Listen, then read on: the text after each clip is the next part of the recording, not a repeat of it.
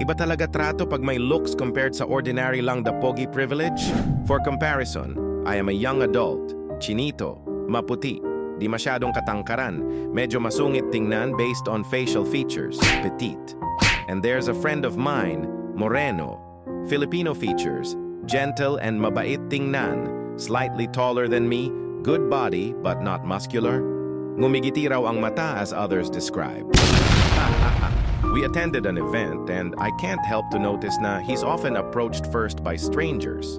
Tapos may mga babae, ang gaan ng usapan nila ganyan, and me na want din naman to engage in conversations and meet new people, sumasali din sa usapan.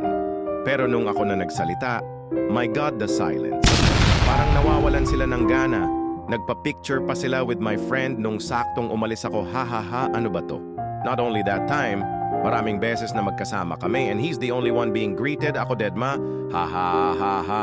Alam ko namang masungit ako tingnan, pero can't help to think na gwapo kasi tong friend ko kaya ganon.